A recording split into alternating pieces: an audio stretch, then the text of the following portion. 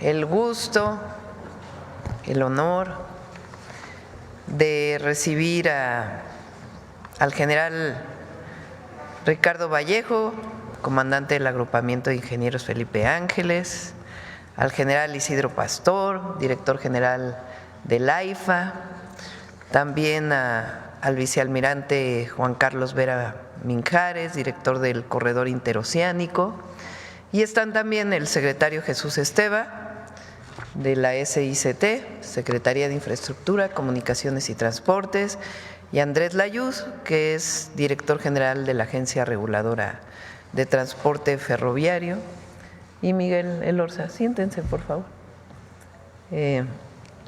Hacia el final, que va a ser el detector de mentiras. Hoy vamos a hablar de trenes y también el general Pastor nos va a dar el informe de 3 años de operación del Aeropuerto Internacional Felipe Ángeles. Vamos a hablar de trenes de pasajeros, trenes de carga y del AIFA. Antes de iniciar, quisiera nada más darles 2 datos muy buenos que muestran cómo la economía mexicana está muy bien, cómo el modelo de economía moral, de humanismo mexicano, del principio de por el bien de todos, primero los pobres, da resultados. Miren el empleo de marzo, es el marzo más alto de la historia en empleo. 22.465.110 puestos de trabajo afiliados al IMSS. Del 1 de enero al 31 de marzo se crearon 226.731 empleos formales. El marzo del año pasado, del 24, no fue muy bueno, incluso hubo una pequeña caída, creo que de 410 empleos, y ahora hay un incremento de 34.179. Es muy buen dato, muy buen dato. Y el otro, a ver si lo tienen, ese no lo traen el… Bueno, les informo que al cierre de marzo, los ingresos del gobierno federal fueron casi 19% en términos reales por encima de lo que fue enero-marzo del 2024, en términos reales, es decir, descontando inflación. Ahora les doy el dato, si me pasan el dato de… Ahí lo dejé en la reunión de seguridad. Quiere decir que primero agradecer a todos los contribuyentes porque se están pagando los impuestos. Hay algunos que todavía se resisten a cumplir la ley, pero la gente tiene confianza en el gobierno y está pagando sus impuestos. Recuerden que marzo fue el cierre de las declaraciones de personas morales. Entonces, imagínense, 19% arriba del 2024 en términos reales. y el mes de marzo de 2025 histórico, el marzo más alto en empleos formales de toda la historia. Bueno, dos buenos datos, dos buenas noticias. Ahora sí, vamos, ¿quién inicia? ¿Andrés?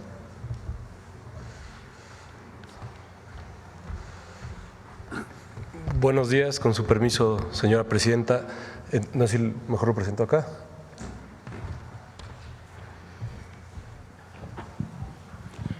Muy buenos días a todas y todos. Les vamos a hacer un resumen de los avances que tenemos en el proyecto de trenes de pasajeros de la Presidenta de la República y también les vamos a dar unos datos sobre cuál es la inversión total y las obras que se están haciendo en los trenes en nuestro país. Adelante. Como saben, el objetivo planteado es un proyecto de más de 3,000 kilómetros de vías para pasajeros que conectan la Ciudad de México con Nuevo Laredo y la Ciudad de México con Nogales. Este año estamos iniciando con la primera fase que tiene 4 tramos: Ciudad de México-Pachuca, Ciudad de México-Querétaro, Querétaro-Irapuato y Saltillo-Nuevo Laredo. Para esto estamos trabajando con un equipo interdisciplinario compuesto por la Secretaría de Infraestructura, Comunicaciones y Transporte, la Defensa, SEDATU, Semarnat, Bienestar, Conagua, CONAMP, INA e INPI y también con gobiernos estatales y municipales. Esto lo que nos ha permitido, y es un trabajo que ya llevamos haciendo varios meses, es contar con estudios técnicos, tener establecidos los requerimientos ambientales, la proyección de obras inducidas, salvamentos, cuerpos de agua, y se han hecho consultas y asambleas para el diagnóstico del derecho de vía, también, así como la contratación de estudios urbanos y de demanda, la planeación con gobiernos locales, estatales y también las empresas concesionarias, que aunque no vamos a compartir la vía con las empresas concesionarias, sí vamos a usar el derecho de vía que va pegado a donde actualmente están las vías de carga, y con la noticia que ustedes conocen que ya iniciaron los trabajos en la ruta AIFA-Pachuca por parte del agrupamiento de ingenieros Felipe Ángeles de la Secretaría de la Defensa Nacional. La que sigue, por favor. En el caso del tren México-Pachuca, después del trabajo de planeación y de todos los estudios que ya les comentaba, se dictaminó la viabilidad ambiental del tren de pasajeros de la Semarnat, es decir, hay una manifestación de impacto ambiental.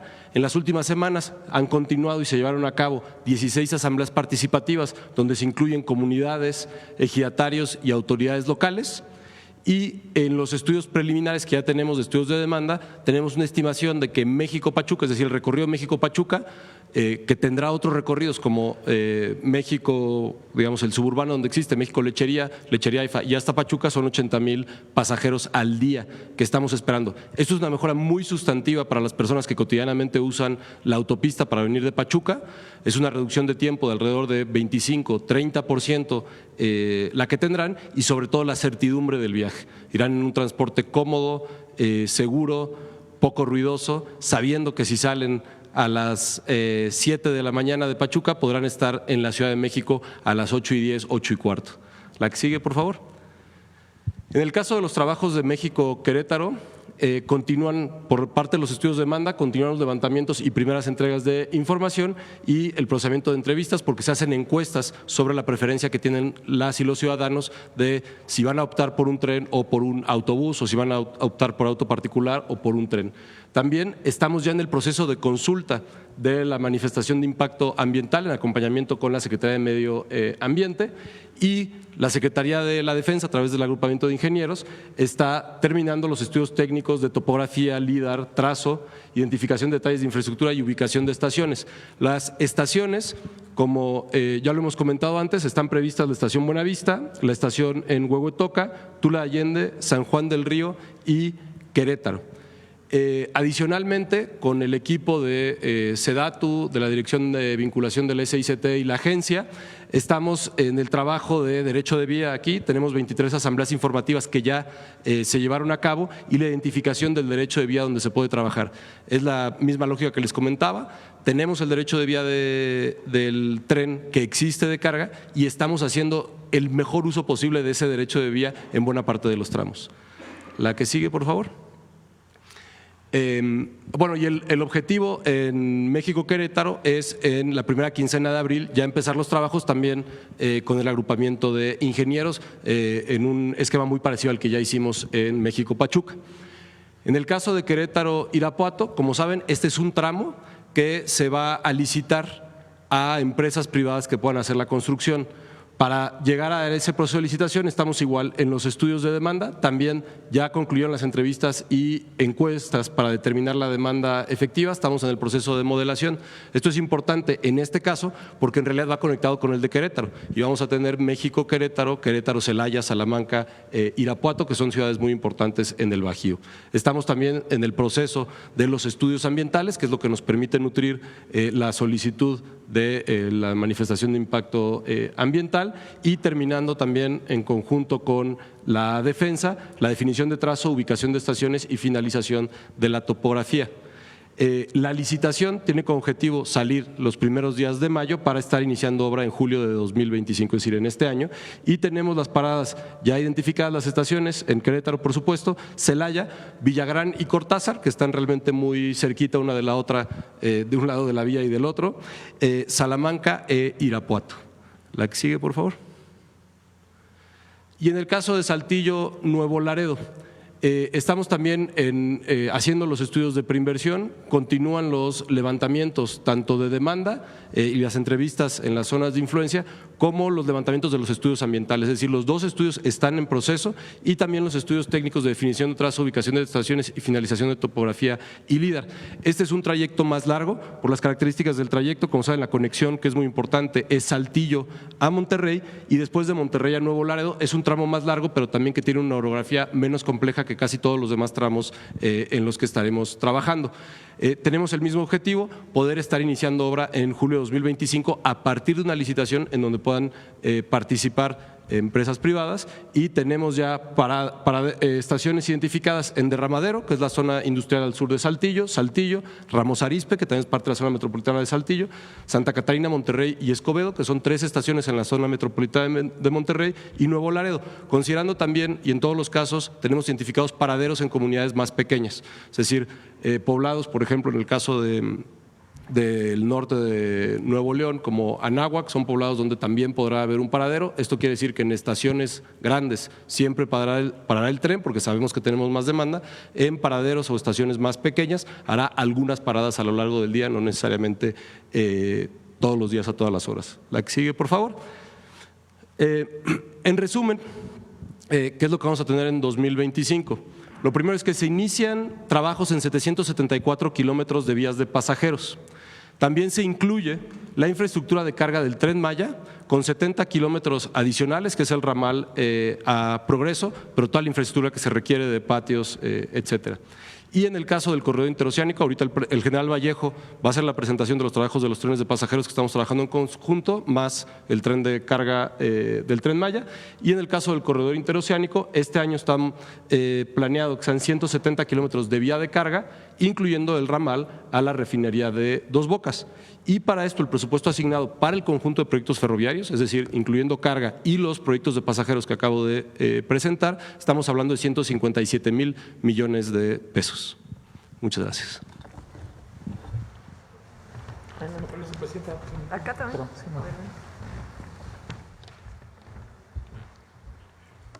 Gracias. Con su permiso, señora presidenta, muy buenos días a todas y a todos. Vamos a hablar de los trabajos de campo que complementan la información que ha proporcionado nuestra autoridad normativa. Siguiente, por favor.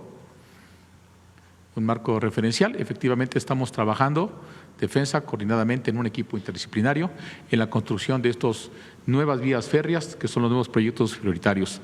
Ya se explicó que efectivamente en este primer año vamos a trabajar la primera fase, estos 4 tramos por 774 kilómetros. El compromiso de actividad o la misión de Sedena es construir los primeros tramos AIFA Pachuca y México Querétaro y participar activamente en el desarrollo de la ingeniería de los proyectos de Querétaro Irapuato y Saltillo a Nuevo Laredo. Siguiente, por favor. En lo que se refiere al tramo Aeropuerto Felipe Ángeles a Pachuca, este tramo ya está en construcción. La ingeniería básica que tenemos nos permite iniciar las obras ¿Qué estamos haciendo ahorita? Seguimos desarrollando la ingeniería básica, estamos trabajando donde ahorita no hay actividad de carga, hay tramos donde ya podemos trabajar. Los frentes de trabajo están emplazando campamentos, estamos haciendo coordinaciones con todas las dependencias para liberar los últimos 33% de derecho de vía adicional que nos permita poder trabajar simultáneamente en todo el tramo. La siguiente. Hemos tenido reuniones convocadas por este equipo interdisciplinario con el gobierno del Estado, con los presidentes municipales. Vamos a las asambleas informativas, a los municipios, recorremos con los ejidatarios ese tramo para hacer un proceso plural e informativo de lo que estamos realizando. La siguiente, por favor. Ya iniciamos los trabajos de construcción, como ya atinadamente se mencionó y que la señora presidenta dio el banderazo. Estamos realizando una organización para el trabajo que nos ha resultado exitosa a través del tiempo. Trabajar simultáneamente en todo el trazo, de tal manera que tenemos 5 frentes de construcción de vía férrea, un frente de desarrollo de la ingeniería básica para alimentar de información a estos frentes de construcción, un frente que se encargará de alimentar la catenaria eléctrica que alimenta a los trenes, 2 frentes de energización que van a construir las subestaciones desde las líneas de transmisión para energizar estas líneas de catenaria y un frente que acompañará en todos los estudios de ejecución que tengamos que hacer sobre el recorrido. La siguiente. Ahora, en el tramo México-Querétaro, hemos desarrollado la ingeniería básica suficiente para poder iniciar en esta quincena inclusive ya la construcción de esta vía férrea. El día lunes estamos informados de que dispondremos ya de los recursos necesarios para activar todos los frentes de construcción. La siguiente, por favor. ¿En qué estamos trabajando? En estos 226 kilómetros de vía férrea a construir. El siguiente, por favor. Tenemos reuniones, múltiples reuniones con los gobiernos de los estados, con el gobierno sobre todo de Querétaro por el emplazamiento de las estaciones en San Juan del Río, en Querétaro y posiblemente en el Aeropuerto Internacional de Querétaro. Estamos haciendo reconocimientos terrestres ahora con los concesionarios de vía porque estaremos trabajando con vía de carga activa, la más importante y la más transitada del país. También, al mismo tiempo, estamos acompañando a ese equipo interdisciplinario en las asambleas informativas por todos los municipios y por los ejidos para informar de los trabajos que están realizando. La siguiente, por favor. En el tramo Querétaro-Irapuato estamos desarrollando la ingeniería básica. No lo construye la Secretaría, como ya lo hizo saber el maestro Layuz. Entregaremos la ingeniería básica el 25 de abril como un compromiso para que tengan los insumos para el procedimiento de licitación. La siguiente, por favor. De igual manera, hemos establecido reuniones de trabajo con dependencias, con gobiernos estatales, municipales, mucho trabajo con los concesionarios porque es una vía muy activa y bueno, en este caso en particular estamos todavía optimizando el trazo geométrico para lograr mejores velocidades, menores tiempos, en un balance entre el derecho de vía que tenemos y uno que se requiera para hacer más óptimo el trazo. La siguiente, por favor. Y ya se mencionó, en el tramo de Saltillo a Nuevo Laredo, estamos hablando de 380 kilómetros de distancia, igual tenemos un avance muy sustantivo de ingeniería básica, la tendremos lista y entregada para nuestros compañeros de la Secretaría de Infraestructura, Comunicaciones y Transportes al finalizar este mes. La siguiente, por favor. De igual manera, vamos a los estados, vamos a los municipios, convocamos, informamos, escuchamos las opiniones y en un proceso iterativo volvemos a mejorar el trazo geométrico y tomamos en cuenta las consideraciones para el emplazamiento de las estaciones con los estudios de demanda que lo complementan. Y estamos en nuestra campaña de estudios geológicos, geofísicos, geotécnicos. La campaña de vuelo LIDAR ya se cerró, es que esta que escanea todo el territorio para revisar todas las obras de impacto que vamos a tener. Y ahorita estamos haciendo inclusive capacitación de nuestros ingenieros y nuestros técnicos para operar en una vía de carga activa y evitar accidentes. La siguiente, por favor. Ahora, simultáneamente tenemos la orden, la siguiente, por favor, de participar en la construcción por directiva presidencial, complementar el servicio de pasajeros que hoy ofrece la empresa Tren Maya con el transporte de mercancías para fortalecer más el modelo de negocios y dinamizar la economía del sureste. ¿Qué vamos a empezar en esta primera etapa? La construcción. De los 10 complejos de carga vamos a iniciar los más importantes, los complejos multimodales de carga en Palenque, en Pochilá, en Progreso y en Cancún. Y vamos a construir 70 kilómetros de vías férreas en la zona metropolitana de Mérida para llevar el Tren Maya hasta el puerto de Progreso en un programa de obra de 1 año y medio. Estamos en condiciones de iniciar estos trabajos también a partir de la siguiente quincena de este mes. La siguiente, por favor. De tal manera que estamos desarrollando una ingeniería básica que ya la tenemos prácticamente terminada en todos los complejos de carga que vamos a iniciar y venimos en todas las campañas ambientales, de rescate arqueológico, siguiente por favor, que nos permitan estar a tiempo. Siguientes. Hemos tenido una muy fructífera interacción por orden de la Presidenta de la República con el gobierno de Yucatán específicamente, porque estamos alineando el proyecto de la Federación con el proyecto estatal de Renacimiento Maya, de conectar sus anillos viales con nuestra red ferroviaria en sus polos de bienestar para que sea un proyecto integral y unamos esfuerzos y reduzcamos costos. Hemos hecho varias reuniones en el corporativo del Tren Maya en la ciudad de Mérida con los equipos de gobierno para llegar a definiciones exactas de lo que vamos a hacer. Siguiente, por favor. Independientemente de todos los trabajos en campo que están muy avanzados. Siguiente.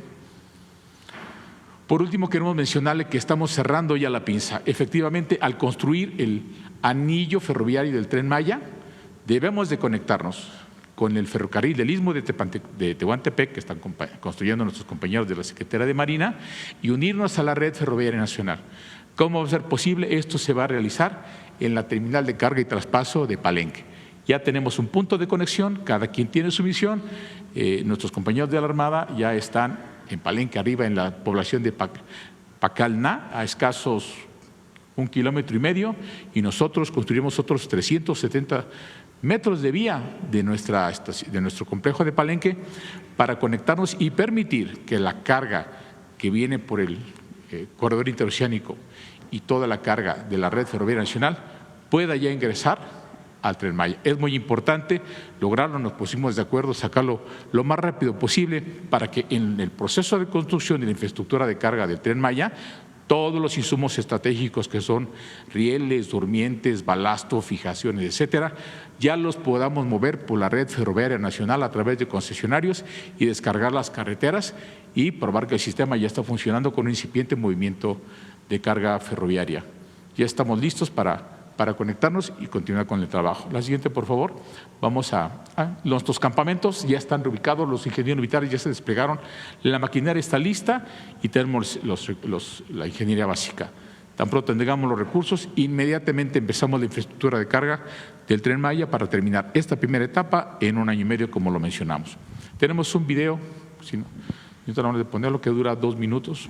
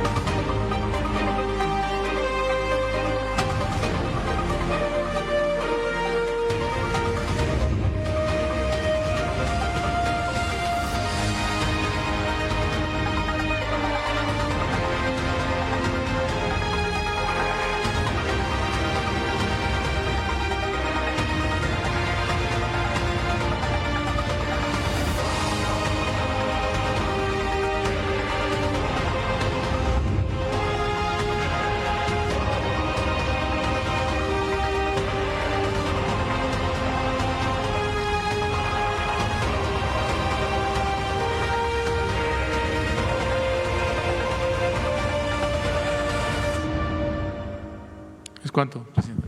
Gobierno de México. Si quiere el vicealmirante y después vamos a la para terminar con trenes. ¿Quiere allá o aquí? Sí, allá, Ya, señora adelante. Gracias.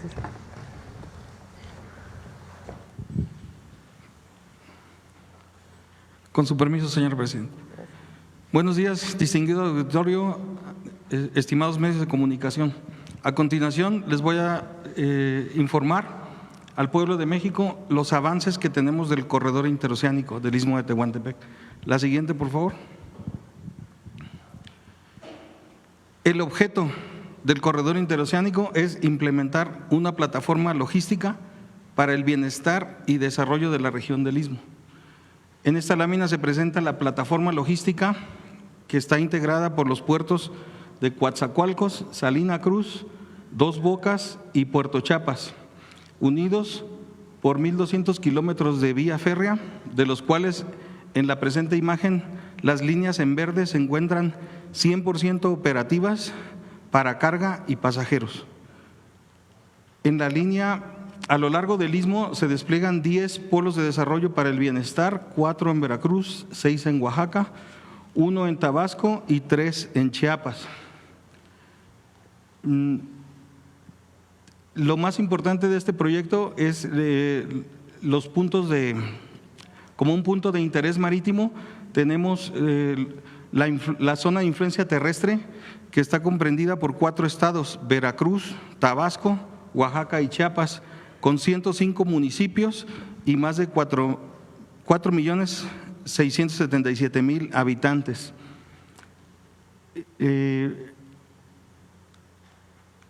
Toda esta infraestructura se brinda seguridad con personal de infantería de marina con 1 brigada y 4 batallones y 22 pequeñas unidades desplegadas a lo largo de toda la infraestructura. Su zona de influencia marítima está comprendida por los 4 puertos y la zona de ultramar es la que le da el máximo valor estratégico a este proyecto, ya que permite conectar el Istmo de Tehuantepec con todos los puertos del mundo a través de los 2 océanos. La siguiente, por favor. De los avances que tenemos en la línea Z, la tenemos, como decía, 100% operativa, se rehabilitaron 3 patios de trasvase, 7 laderos y entró en operación desde el 22 de diciembre del año 2023. La línea FA entró en operación el 13 de septiembre de 2024, tiene 2 patios de trasvase y 9 laderos y continúa en su rehabilitación, ya que de la estación Ingeniero Roberto Ayala en Huimanguillo hacia Dos Bocas, Tabasco, se va a construir un ramal que se llama vía de penetración de 92 kilómetros. Con este ramal vamos a poder interconectar la refinería con todo el sistema ferroviario nacional. La siguiente, por favor. Aquí se describe un poco los avances de este ramal. A la fecha llevamos un poco más del 55% de avance en liberación de derecho de vía, pero iniciamos su construcción el 21 de marzo pasado y a la par vamos liberando derecho de vía y avanzando con el proyecto, ya que su programa de construcción se estima en 18 meses. La siguiente, por favor. Respecto a la carga al transporte de carga y pasajeros en la línea del sistema ferroviario del ferrocarril del Istmo, tenemos la línea Z y la línea FA que han operado pasajeros más de 90,000 y cerca de 400,000 toneladas de carga diversa, como son cemento, varilla, granel agrícola, hidrocarburos, y se pueden observar la tendencia de las gráficas en aumento. También se observa que en septiembre del año pasado, cuando entra en operación la línea FA, entonces la operación combinada de las 2 líneas se incrementa y esperemos también desde luego con la línea K, cuando entre en operación, un incremento sustancial. La siguiente, por favor. La línea K es la línea más larga de todas. Mide 440, se van a rehabilitar 447 kilómetros de vía y tiene 427 puentes ferroviarios. Comprende un gran trabajo de infraestructura de parte de mucho personal y tenemos también más de 600 obras de drenaje y 14 estaciones que están en proceso de rehabilitación. Se estima concluir con estos trabajos para esta línea en el segundo trimestre del próximo año. Sin embargo, ahorita a corto plazo tenemos programado poner en operación el primer tramo. La rehabilitación se divide en 3 tramos precisamente para optimizar tramos prioritarios y para mejor control en el proceso de rehabilitación. El tramo 1, que corre de Ciudad Ixtepec a Tonalá, tiene un avance muy significativo, cerca del 87%, y estamos trabajando para tenerlo listo en julio próximo, señora presidenta, y que entre en operación. Un avance general de la línea, un poco más del 70%. La siguiente, por favor. En la ciudad de Huixtla ocurría una situación especial. La ciudad fue generada a partir del ferrocarril, pero ya quedó inmersa a través de 14 pasos a nivel. Entonces, para eficientar el sistema ferroviario y garantizar al mismo tiempo la seguridad de la población, se construyó un viaducto ferroviario de 3 kilómetros. Este viaducto lleva un avance muy significativo. Recientemente tuvimos una visita de supervisión el mes pasado que nos permitió colocar la última dovela de las 84, como se muestra en la figura, es la colocación de la última dovela de acero de 40 toneladas en el cauce del río. Con esta infraestructura se han generado 1,500 empleos directos y se estima concluir en este mes con este viaducto. Es un viaducto muy grande, tiene 85 zapatas, pilas de acero, columnas, un total de más de 39,000 metros cúbicos de acero de concreto ejecutado y más de 10,000 toneladas de acero. También se construye, muy importante, un parque lineal. Cuando estaba la línea anterior, el derecho de vía permitía un espacio público de 4,000 metros cuadrados. Al generarse ese espacio con el viaducto, se liberan 80,000 metros cuadrados. Y por instrucciones de nuestra señora presidenta se construye un parque lineal que va a permitir el convivio de las familias, espacios recreativos y deportivos. La siguiente, por favor. Polos de desarrollo para el bienestar. Se implementan hasta el momento 14 polos de desarrollo. Los del Istmo en su mayoría se encuentran concesionados, tienen vocaciones para partes automotrices, generación de energía, farmacéutica y agroindustrial. En las imágenes, estos parques son espacios predios que oscilan entre 80 y más de 500 hectáreas. Se encuentran en proceso de activación prácticamente. En las imágenes se ilustra el polo de desarrollo de Texistepec con los avances que tenemos a la fecha.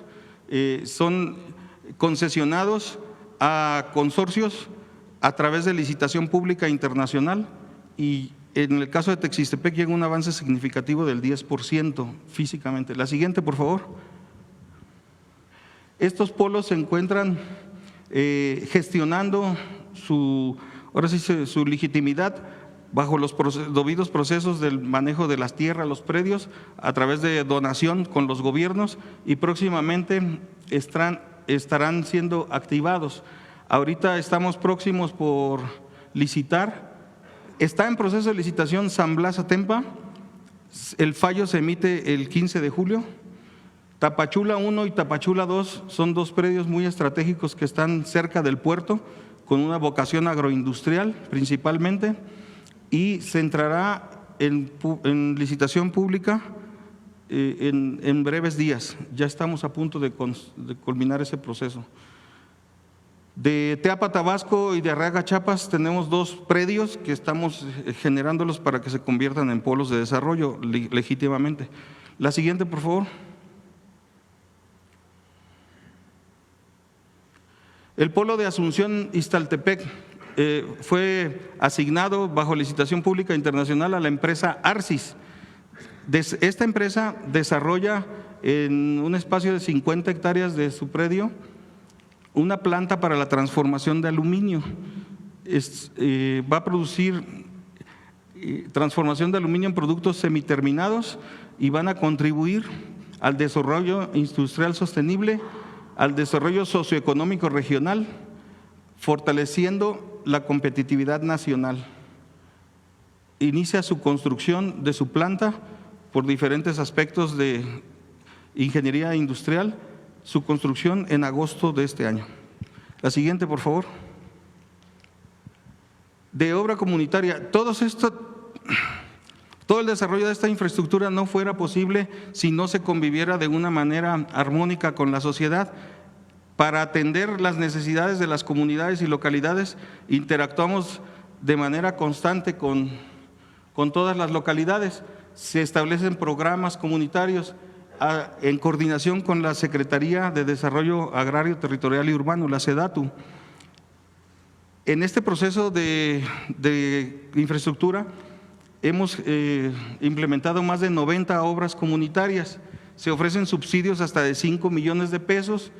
Bajo un proceso democrático se realizan asambleas comunitarias, se establece ahí, se elige un comité de obra, se selecciona y esto trae como beneficio atender principales necesidades a las comunidades, respeto al uso y costumbres de las personas, participación activa de mujeres, se generan lazos de confianza y empleos.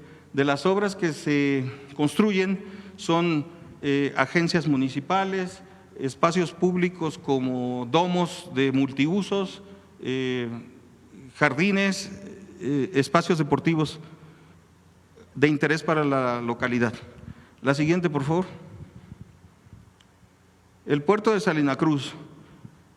El puerto de Salina Cruz se encuentra en proceso de modernización y tiene un futuro muy prometedor. Estamos viviendo momentos históricos y de mucha emoción en razón de que hemos tenido logros de infraestructura como por ejemplo la construcción de un rompeolas de 1.600 metros que se observa al final. Esa nos permite una dársena con una profundidad de 25 metros naturales que va a permitir la entrada de los buques más grandes del mundo y va a posicionar al puerto de Salina Cruz como uno de los puertos más grandes o el puerto más grande en su profundidad del continente americano. La ampliación de la bocana de entrada del puerto comercial. Esta bocana se amplió a 120 metros y se retiraron unos obstáculos que existían. El puerto también se está dragando, permite ya la entrada de buques de usos múltiples. Su muelle se incrementó a 570 metros y el dragado de la dársena se va a elevar a menos 16 metros. También se construye un centro regulador de tráfico marítimo. Y lo más relevante del puerto de Salina Cruz es que el pasado 28 de marzo se inició con una operación de cruce interoceánico. Arribó un buque asiático con 900 vehículos y al día ya están esos 900 vehículos posicionados en el puerto de Coatzacoalcos y el día de mañana, señora presidenta, se hará el zarpe de este buque, de otro buque, ya del lado del Atlántico, con destino a diferentes puertos del Atlántico. La siguiente, por favor. El puerto de Coatzacoalcos tiene su vocación industrial, exporta carga general y también carga contenerizada a través del ferrobuque, que tiene un alcance y una conexión con los puertos de Manatí y Mobile, Alabama, de Estados Unidos. Hace un poco menos de 2 días lleva trenes completos a través del Golfo de México. Importa gasolinas, roca fosfórica, granos, fertilizantes y el día de mañana, si Dios quiere, tendremos el momento histórico de llevar 900 vehículos a diferentes puertos del Atlántico. Eso no hubiera sido posible sin el gran esfuerzo de las administraciones portuarias, de la gente del ferrocarril, de personal civil y militar que labora con mucho esfuerzo en todas esas coordinaciones para que salga bien todo. La siguiente, por favor. El puerto de Dos Bocas es un puerto muy importante y mucho más con la refinería. Se trabaja para modificar su infraestructura y protección del propio puerto, ya que por su ubicación geográfica recibe constantemente vientos del norte y como marino pues les puedo decir que hay que tener mucho cuidado con esto, proteger las embarcaciones. Estamos ampliando un rompeolas de 1.640 metros a 2.140. Tiene un avance ya más del 83%. Se dragó la dársena para la seguridad. Una vez que terminamos este rompeolas, vamos por el otro rompeolas para ampliarlo de 580 a 1,360 metros. El muelle, se construye un muelle para granel mineral de 434 metros. Estamos con un avance ya bastante considerable de más del 84% y estamos, si Dios quiere, para junio de este año terminarlo. La siguiente, por favor. Puerto Chiapas es un puerto muy importante, es un puerto que mantiene un socaire ante las inclemencias de la región meteorológicas, ante las inclemencias meteorológicas de la región. Este puerto ofrece casi operación los 365 días del año y es un puerto estratégico ya que se ubica en la frontera y permite la conexión de la mercancía de todo el Océano Pacífico hacia el sur de México y hacia Centroamérica y su interconexión con el ferrocarril a diferentes puntos. Tenía un problema constante de asolve. Invertimos 1 año y 3 meses en estudios científicos con la UNAM y otras dependencias federales que nos apoyaron para conocer el movimiento de tierras y determinar una solución efectiva para evitar su asolve. Se concluyó que su escollera norte debe de incrementarse 700 metros y se deben de colocar un par de ganchos, se llaman, para proteger y evitar el asolve en su entrada. Este proceso se va a licitar. Ahorita, a partir del mes de mayo, se publicará la licitación pública. El puerto también se generó un circuito muy importante de 3.5 kilómetros de vías y este circuito va a permitir el transbordo de mercancías y conectar la línea K con el propio puerto y desembarcar contenedores. También tiene una plataforma para 254 contenedores refrigerados. Esa es la parte de operación del puerto, tiene una vocación muy importante de movimiento de mercancías, pero a su vez también tiene vocación turística y se trabaja programando el incremento de cruceros. La administración del puerto ha hecho su promoción y ya se incrementa el servicio de cruceros para estos próximos años. La siguiente, por favor. Se puede concluir que la plataforma logística del corredor interoceánico del Istmo de Tehuantepec se encuentra operando de manera parcial, pero significativa, y se está modernizando para cumplir con su misión de generar bienestar y desarrollo de esta región. ¿Es cuánto, señor presidente? Ahora sí vamos con AIFA. Gracias. Por acá también.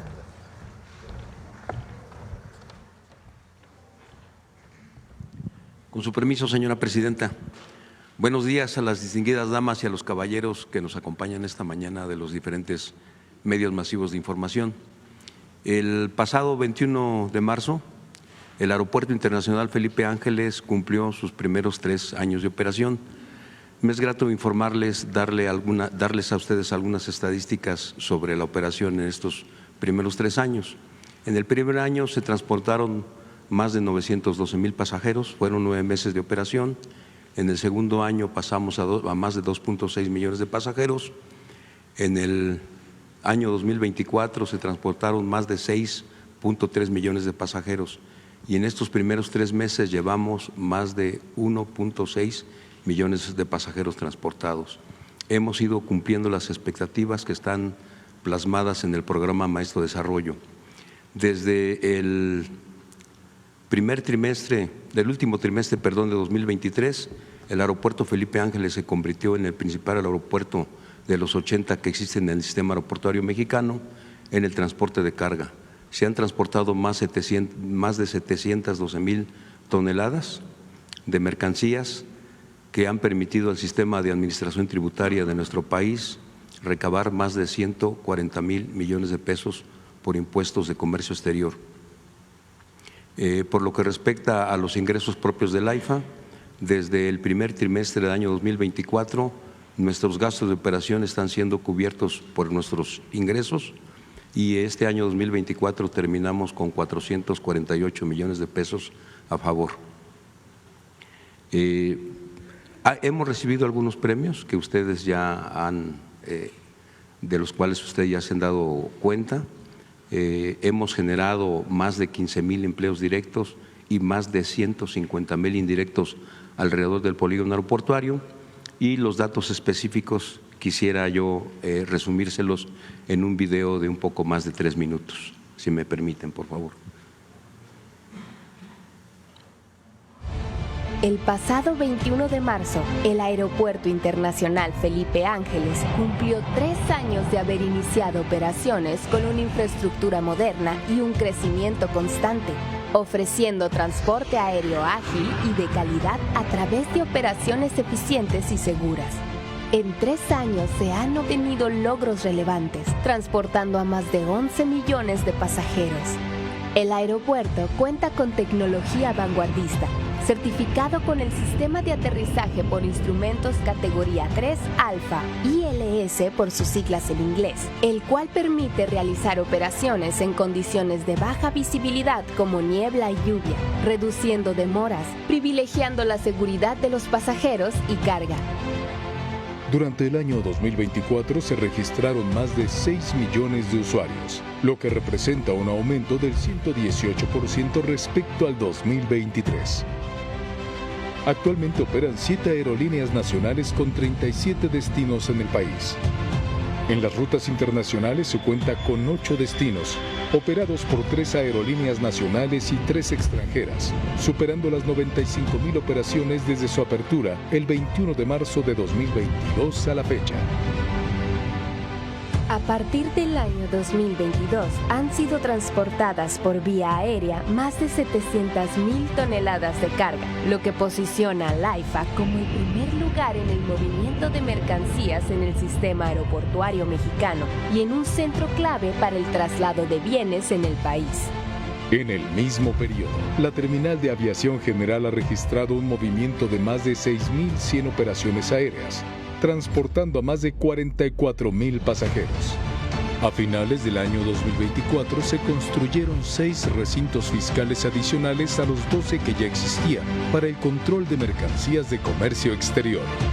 De igual forma, en el último trimestre del 2023 se incrementaron las rutas de conexión terrestre entre el AIFA, 20 ciudades de la República Mexicana y 18 puntos del Valle de México, entre ellos el Aeropuerto Internacional Benito Juárez, por medio de autobuses de línea comercial, lo que permite una conectividad oportuna y eficaz. Al día de hoy se realizan encuestas mensuales para medir la satisfacción de los pasajeros, lográndose que en el mes de marzo de 2022 el nivel de satisfacción general fuera del 73.21% y en el mes de febrero de 2025 del 91.07%. El 2 de diciembre de 2024 el Aeropuerto Felipe Ángeles fue reconocido con el premio Prix Versalles, destacando su excelencia en diseño y arquitectura. Afrontamos retos con una visión de crecimiento permanente, de mejora continua y de innovación constante, fortaleciendo continuamente las alianzas con aerolíneas y operadores logísticos, con el objetivo de incrementar sus rutas aéreas, conectividad terrestre y la transportación de carga, trabajando ampliamente para contribuir con el desarrollo del país en beneficio del pueblo de México. Aeropuerto Internacional Felipe Ángeles. Gobierno de México. Muchas gracias. Es cuanto, señora presidenta. Gracias. Pues como ven, vamos muy bien. Bueno, vamos a las preguntas. A ver acá. Hola, buenos días, presidenta, secretarios. Quería aprovechar, ya que hablaba de impuestos y recaudación, empezó ayer la campaña anual de declaración de impuestos. Empezó quizá con un poco de mal pie por la saturación de que todo el mundo quería hacer la declaración y se cayó el sistema, pero si tienen alguna previsión de cuántas personas van a hacer la declaración este año, cuál es la recaudación que pretenden obtener este año, y también el tema que les puede interesar a muchos es qué previsión de devoluciones pretende dar Hacienda este año para los contribuyentes. Sí, si quieren invitamos a Antonio del SAT para que nos platique los detalles de este mes, que es la declaración de personas físicas. El número de recaudación o los números de recaudación hasta ahora hemos recaudado a marzo de 2025 $1,717,288 pesos, lo que representa 19.7% más en términos reales, es decir, descontando inflación, que lo que se recaudó de enero a marzo del 2024. Y para lo que preguntas, invitamos a Antonio en la semana que viene para que pueda dar los detalles. Bueno, muchas gracias. Por cierto, mi nombre es José Leveña de Publimetro.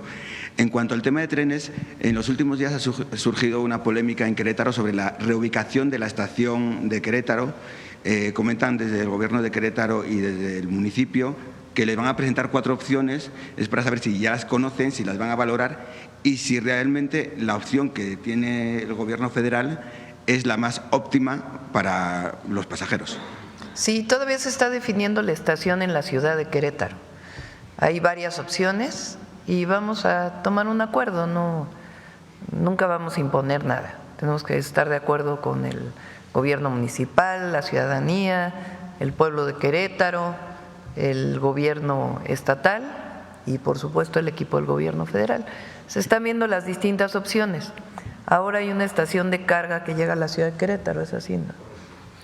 Entonces, una de las opciones es sustituir esa estación de carga por una de pasajeros para que llegara al centro de Querétaro la de pasajeros. Pero se está viendo todavía si es viable, si no es viable, qué problemas tendría. La otra, como va a continuar hacia Querétaro, es la ciudad en donde se divide el tren, uno para el Golfo de México, y la otra para el Pacífico. Entonces, también hay otra opción de que no pase por el centro, sino que esté afuera para que pueda tener su continuidad. Y se va a hacer por consenso. Estamos todavía en la definición, particularmente de esa estación. Por otro lado, hoy amanecimos en la Ciudad de México con contingencia. Ayer también entró en vigor un impuesto ecológico para las empresas, pero también aquí en la Ciudad de México, pero también en Nuevo León están preocupados por los altos niveles de contaminación, las tolvaneras que hay últimamente, y se preguntan en Nuevo León que cuándo se va a poder llegar a hacer las inspecciones a la refinería de Cadereyta, porque se habían llegado a un acuerdo entre el Gobierno estatal y el Gobierno federal para hacer estas inspecciones, así como también clausurar las empresas contaminantes como Zinc Nacional, que el Gobierno de Nuevo León ya ha suspendido.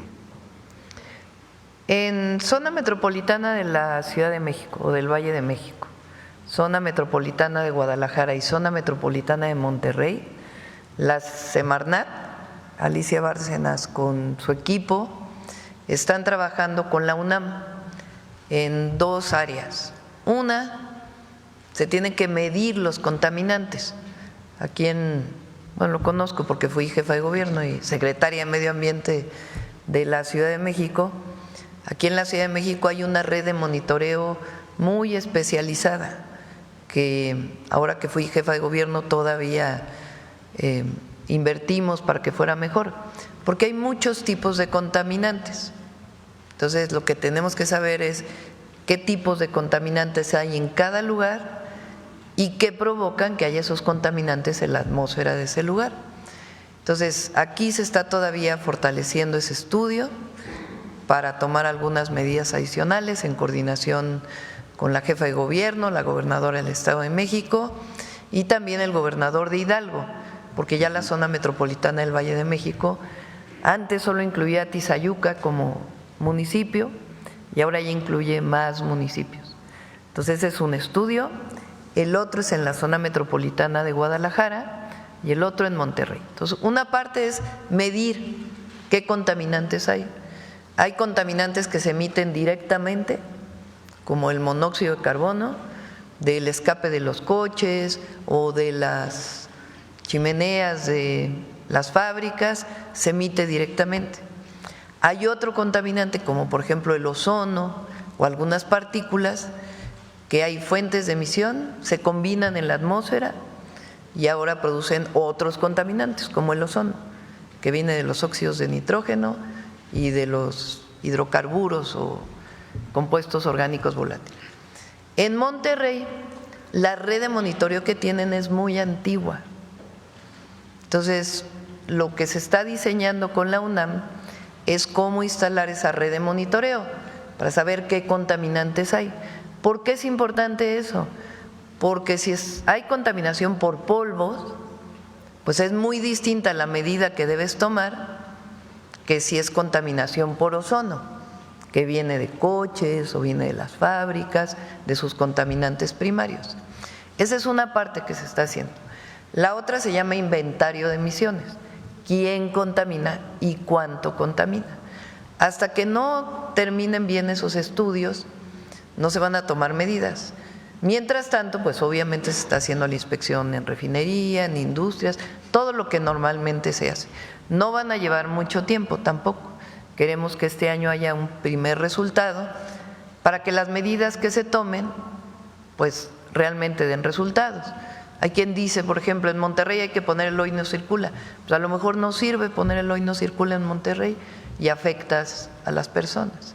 Entonces, por eso es muy importante pues el estudio científico y a partir de ahí tomar las medidas. Sí, porque en la última semana hubo más de 200 llamadas a Protección Civil por olor a gas y se estaba culpando a la refinería de Cadereyta también. No necesariamente, hay muchísimas industrias en la zona metropolitana de Monterrey, muchísimas.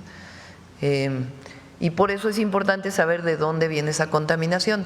El día que fui a Monterrey, que fui al evento de la CAINTRA, el día anterior había habido pues un episodio donde la visibilidad era muy corta, pero fue principalmente polvos, porque un aire muy fuerte, viento muy fuerte y levantó mucho polvo. Entonces, por eso, para beneficio de los habitantes de la zona metropolitana de Monterrey, pues hay que saber quién contamina, cómo se contamina, para poder tomar las medidas adecuadas. ¿Y el gobierno de Nuevo León pretende acceder a inspeccionar también la refinería? Sí, ellos tienen atribuciones, no para la industria federal. La industria, en la ley de equilibrio ecológico, se determina qué industrias son inspeccionadas por el Estado y qué industrias son inspeccionadas por la Federación. Obviamente, si hay contaminación por industrias, no necesariamente tiene que irse la industria de ahí. Hay mecanismos que disminuyen las emisiones y entonces se mantiene el empleo y al mismo tiempo mejoras ambientales. Como la modernización de la industria, por ejemplo, de la refinería. Sí, exactamente. ¿Y aquí en la Ciudad de México se podría tomar alguna otra medida adicional? Usted que conoce muy bien, ¿no?, el tema de la contaminación. Aquí, por ejemplo, esta época ahí, la época de calor, la época del inicio de la primavera, normalmente hay estas contingencias ambientales, que por cierto hay más contingencias ahora que antes, porque el límite para declarar la contingencia es más bajo, para proteger más la salud. Entonces han ido bajando los límites de contingencia. En esta época se combinan muchas cosas. Las altas temperaturas provocan más ozono, pero la química atmosférica de la ciudad es muy complicada. A lo mejor disminuyes los vehículos y de todas maneras no bajas el ozono porque viene por otras fuentes. Y algo que impacta mucho en esta época son las quemas agrícolas y los incendios forestales, que provocan pues distintos contaminantes, que es una medida distinta la que hay que tomar, que no necesariamente tiene que ver con los vehículos. Okay. Muchas gracias. Ya para terminar, es para saber qué habló ayer con el primer ministro de Canadá. Hablamos coincidimos en que es muy importante seguir la comunicación con Estados Unidos por la importancia que tiene la integración de nuestras tres economías, seguir fortaleciendo el tratado comercial, que por cierto, ahí en la comentocracia, sin dar nombres, dicen que yo siempre estuve en contra de los tratados comerciales y que ahora digo que son buenos. Si se fijan a ver si ponen aquella foto de la Universidad de Stanford donde hace unos cuantos años, por ahí del 92 yo creo, 93, no me acuerdo exactamente, hicimos una manifestación, ya lo platiqué aquí, al entonces, no le voy a decir presidente porque llegó con un fraude, a Salinas de Gortari. Hicimos una manifestación, estudiantes mexicanos que estábamos allá y muchos paisanos y paisanas. Y el cartel que yo levanté decía: tratado justo, democracia ahora. Ahí está.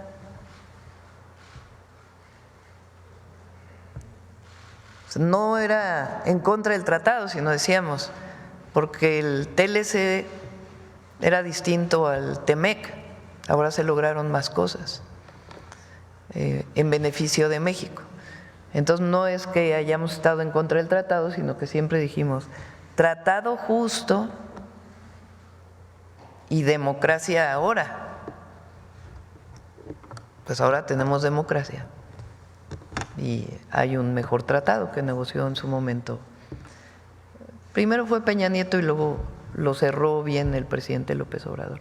Bueno, entonces con el primer ministro de Canadá, hablamos de la importancia del tratado y también de mantener el acuerdo comercial siempre entre Canadá y México, que nos permita pues tener los beneficios. Bueno, a ver quién más que no haya preguntado tanto. A ver tú.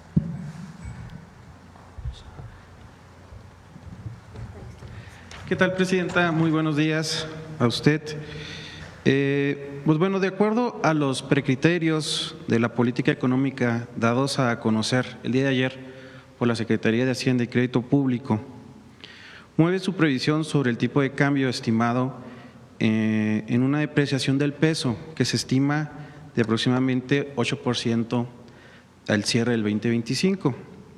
Esto podría cotizarse aproximadamente, de acuerdo a este precriterio, en 20 pesos por dólar. Esto viene a repercutir en el costo de la deuda, Presidenta, especialmente en lo que viene siendo el índice del saldo histórico de los requerimientos financieros del sector público, ya que estima que para finalizar el 2026 la deuda será de casi 20 billones de pesos.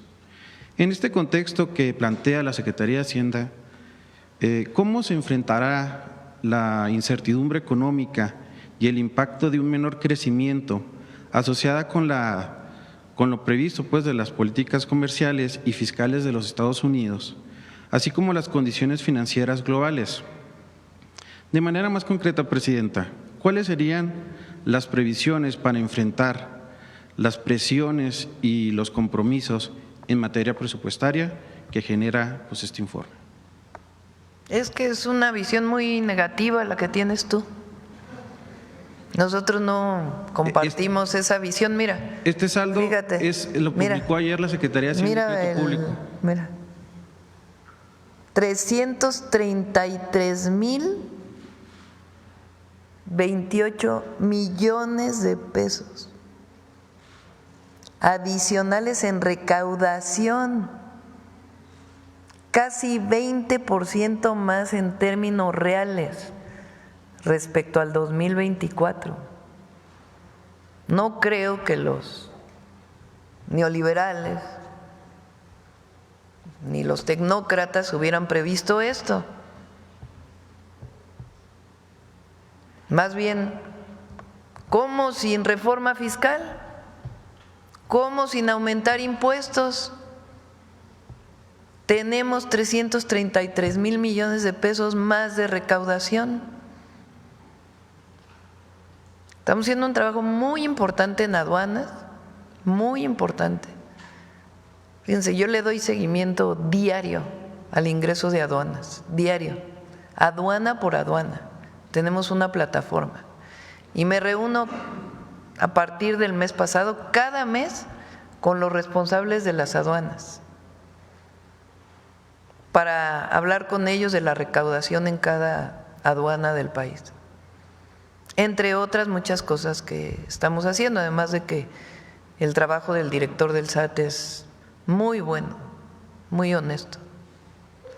Entonces, ¿cómo voy a pensar que vamos a tener problemas en la recaudación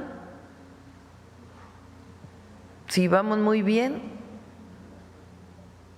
Pues no va a haber problemas en la recaudación. Y llama hoy en la tarde, no es hoy, a las 2 de la tarde, hora de México, creo, ya es el anuncio del presidente Trump sobre tarifas, aranceles, repito, es a todo el mundo, no solo en su caso a México.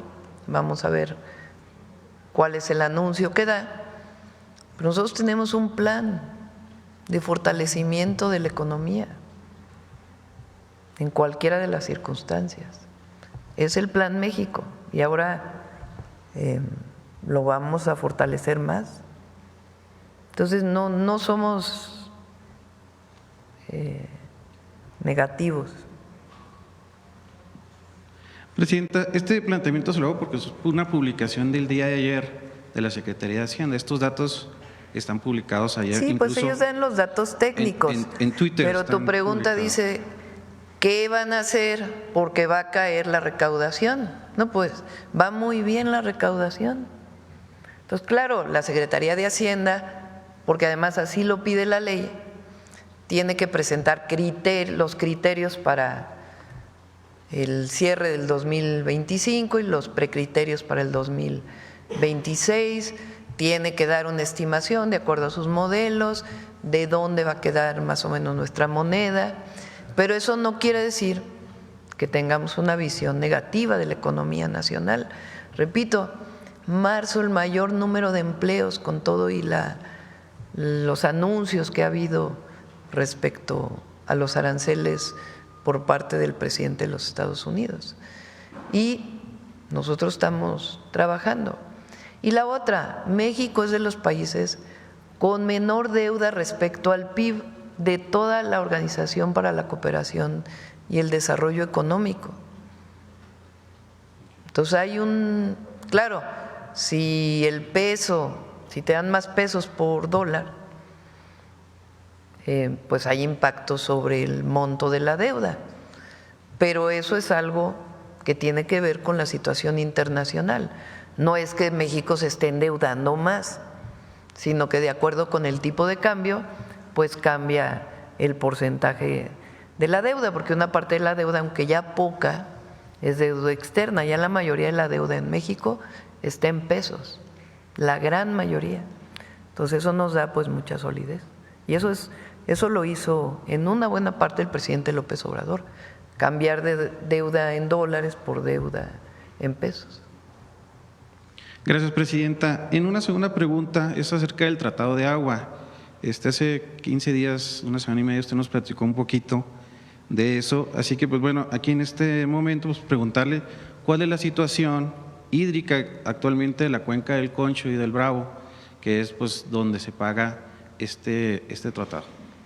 Hay diálogo con Estados Unidos a través de SILA, se llama el Acuerdo de Aguas. Es un acuerdo, si mal no me acuerdo, si no me falla la memoria, de 1944, en donde ellos nos dan una cantidad de agua en el Colorado, que por cierto es mayor que la que nosotros entregamos por el Bravo, por el río Bravo.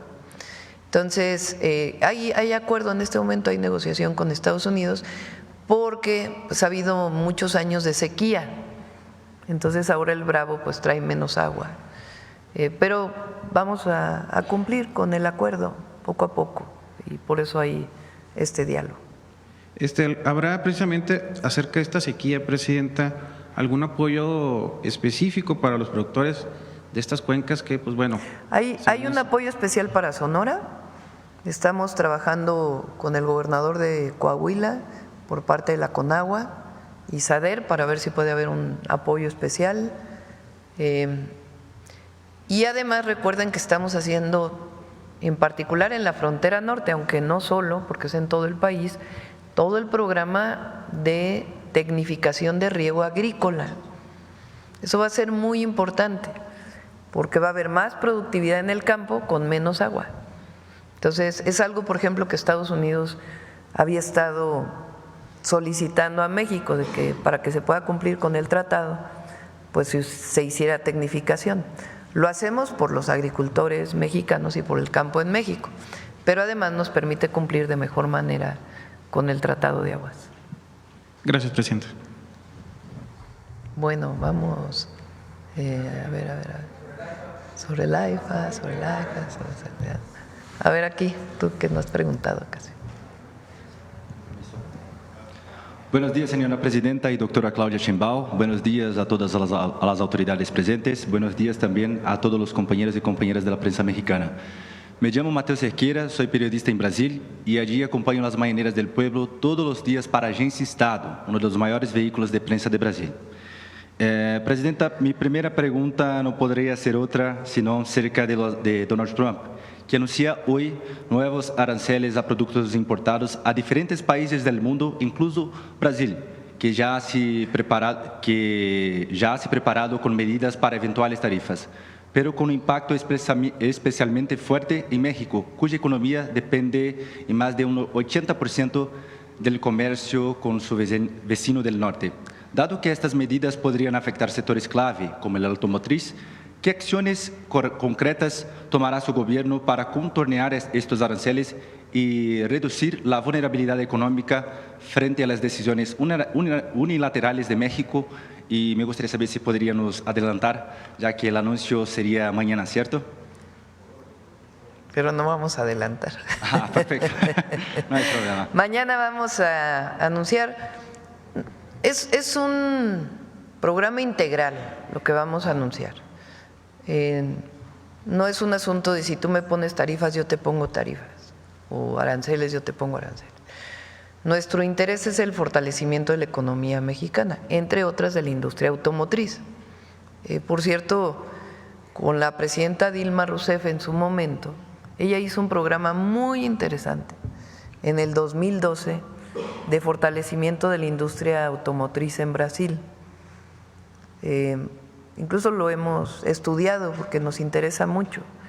Ella puso un impuesto a la industria automotriz y fue reduciendo ese impuesto a la industria automotriz en Brasil. No digo que lo vayamos a copiar porque son condiciones distintas, digo qué fue lo que hizo ella. Puso un impuesto a lo que se importaba y también a la industria en Brasil, y les disminuía el impuesto a partir de aumento en eficiencia, de inversión en investigación y desarrollo, de compra de autopartes, fuera en Brasil o en el Mercosur, un programa integral que permitió que del 2012 al 2017 se incrementara en 75% la producción automotriz en Brasil, fuera mayor el rendimiento vehicular y también hubiera más investigación y desarrollo en la industria automotriz. Muy, muy interesante. Nosotros lo que queremos es fortalecer la industria automotriz. Yo ponía de ejemplo el otro día, no solo es, México produce, digamos que la mitad de lo que produce se exporta y la mitad de lo que produce se queda en México, más o menos, quizá un poco más exportamos. Pero el problema es que estamos importando muchos vehículos, particularmente de Asia, y no es nada en particular contra ningún país asiático, ni mucho menos. Pero resulta que hay vehículos compactos que se venden mucho en México, que no se fabrican en México y son para el mercado nacional, no se exportan a ningún lado. Entonces, si nosotros queremos fortalecer la industria automotriz, pues no nada más es el tema de Estados Unidos, sino cuánto estamos importando y cómo hacer que los vehículos o la mayoría de los vehículos que se compran en México se fabriquen en México, frente a la nueva situación internacional que tenemos, pero además es parte del Plan México que diseñamos desde hace 6 meses. Y lo mismo es en otras áreas de la economía nacional, particularmente de la manufactura. Ayer leía una nota en la revista Forbes que decía que se está usando demasiado un programa que existe en México vinculado con el tratado comercial con Estados Unidos, en donde no se paga IVA a lo que se produce o lo que se importa para enviarlo a los Estados Unidos, que es el programa IMEX o a las maquilas. Entonces decían que se había abusado demasiado de esto y que eso había afectado mucho a la industria textil. Entonces todo eso lo hemos estado revisando desde hace un buen rato. Entonces por eso el programa que vamos a presentar mañana no es solamente relacionado con los aranceles que pueda llegar a poner Estados Unidos, que ya tenemos algunos y que hemos decidido esperar a lo que presenten mañana. Y además vamos a seguir dialogando con Estados Unidos, que hay buena comunicación. Entonces es un programa integral de fortalecimiento de la economía nacional, que tiene que ver también con esto. No en cualquier país del mundo se está construyendo lo que estamos construyendo aquí, ¿eh? La cantidad de trenes, aeropuertos, puertos y todo el programa de impulso a la manufactura a través de los polos de bienestar. Perfecto. Presidenta, sobre la legitimidad de la reforma judicial a nivel federal que se ha implementado, no hay duda. El pueblo mexicano la respaldó, como se evidenció en el Zócalo el 9 de marzo, en su aprobación que ya alcanzó el 84%. Sin embargo, expertos en el tema, el mercado y diversas instituciones internacionales, a ejemplo de la Washington Office on Latin America, Human Rights, advierten que la reforma podría afectar la independencia del Poder Judicial, argumentando que haría la justicia federal más vulnerable a presiones políticas, electorales y hasta mismo a los narcos. Con esto en mente, Presidenta, ¿cómo garantizar que los jueces que serán votados en junio no queden expuestos a intereses políticos y económicos, comprometiendo la imparcialidad de las decisiones judiciales?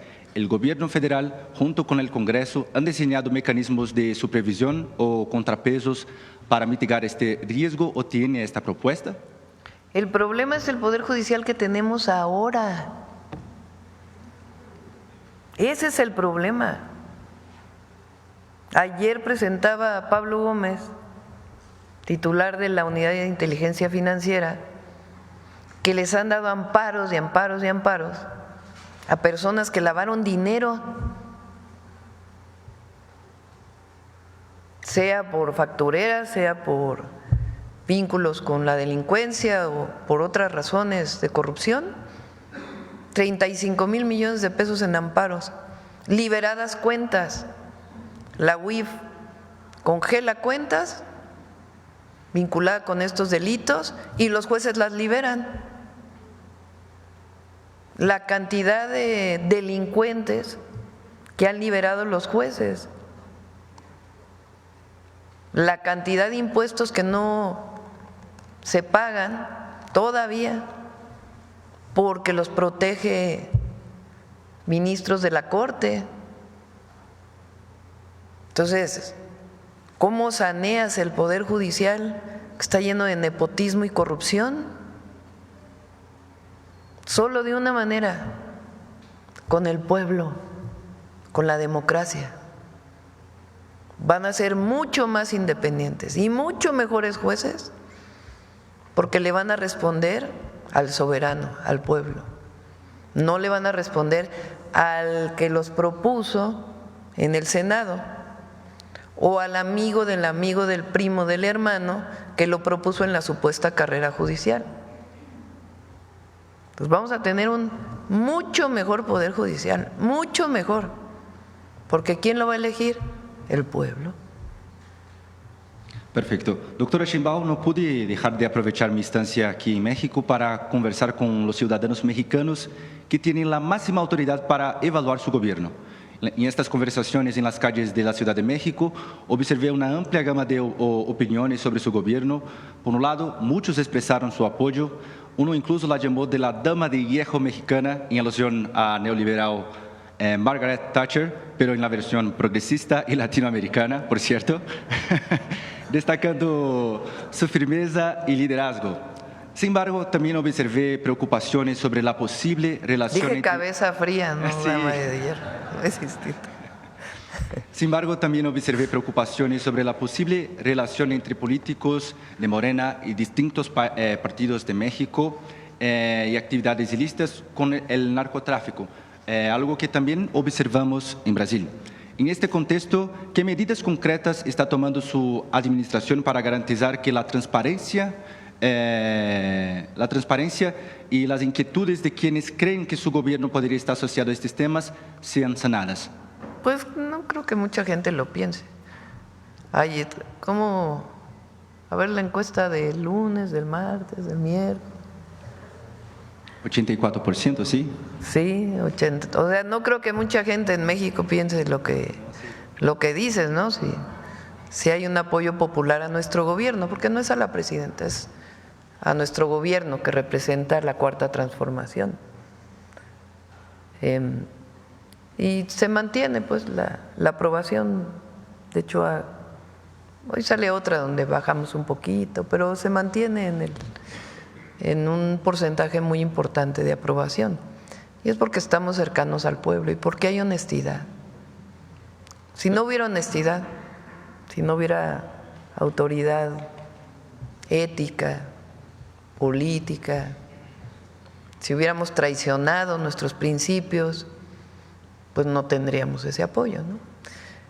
Y si hay alguna persona vinculada a un partido político, a un gobierno que tenga que ver con algo, con algún delito, pues están las fiscalías para proceder y un nuevo poder judicial para juzgar.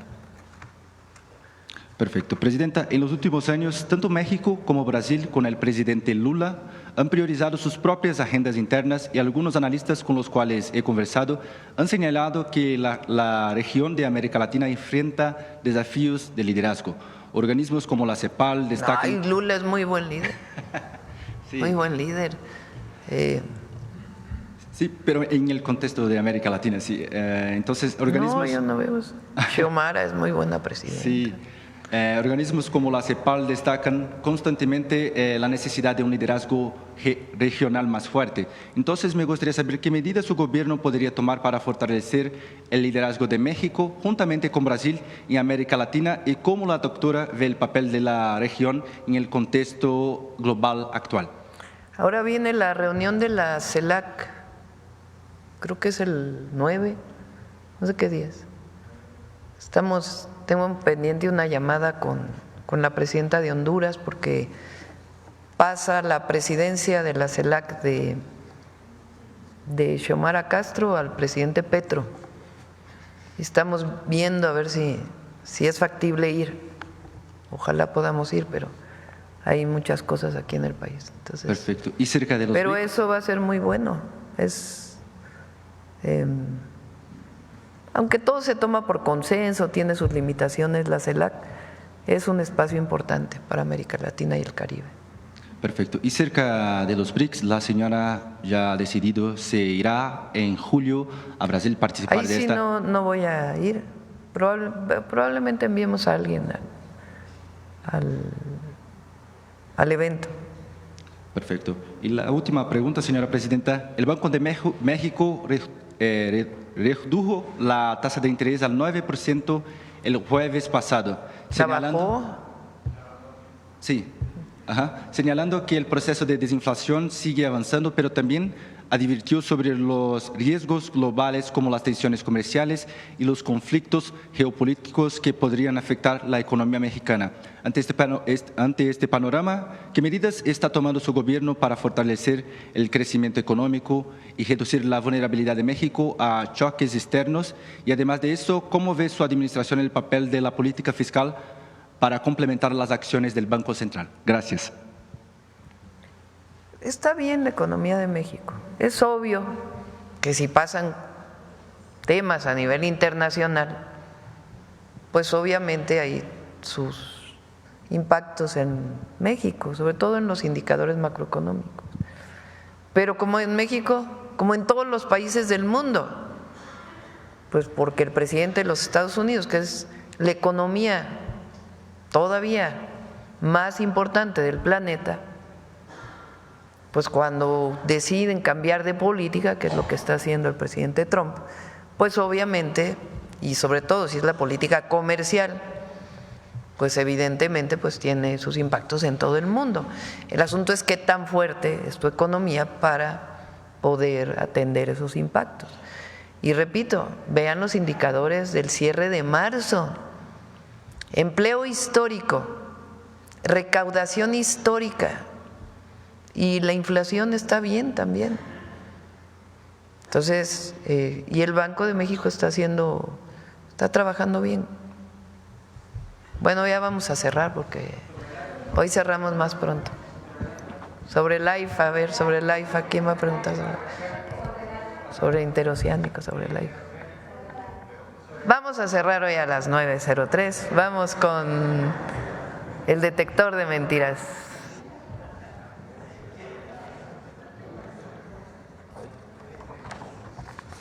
Con su permiso, Presidenta. Buenos días a todas y todos. ¿Qué buscan los políticos de oposición, los comentaristas y hasta los medios de información que ante la imposición unilateral de aranceles por parte de Estados Unidos a todo el mundo, lanzan mentiras para desacreditar el esfuerzo del país frente a los aranceles? Inventan sumisiones de la presidenta y difunden escenarios apocalípticos. Por otro lado, el detector de mentiras encontró que siguen promoviéndose noticias falsas sobre el Poder Judicial. Veamos el video.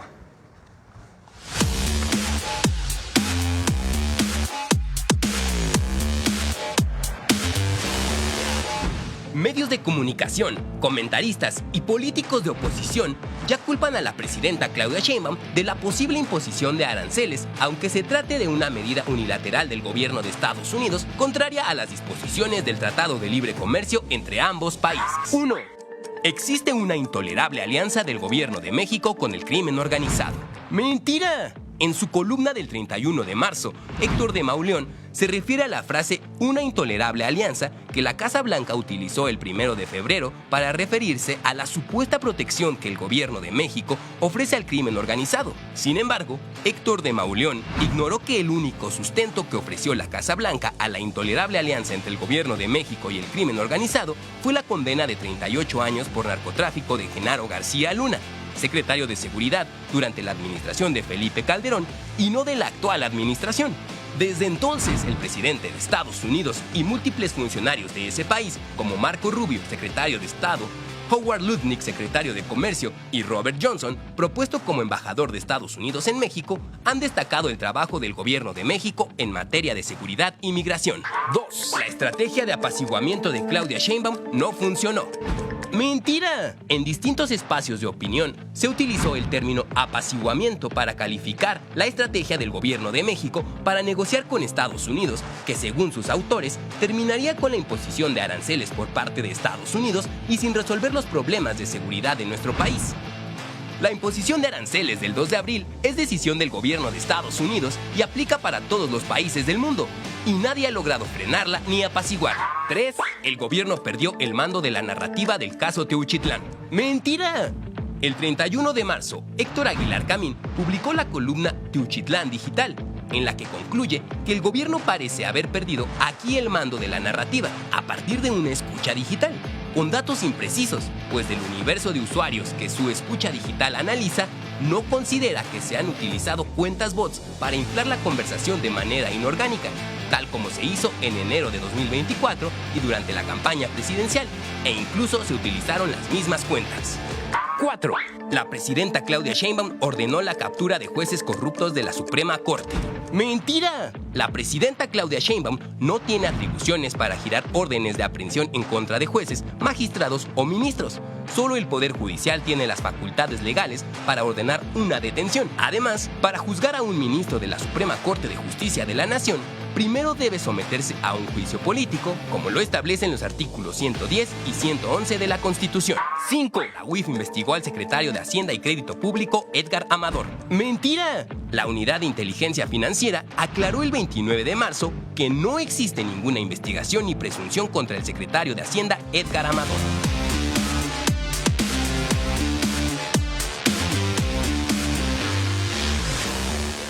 Gracias, Presidenta. Buen día.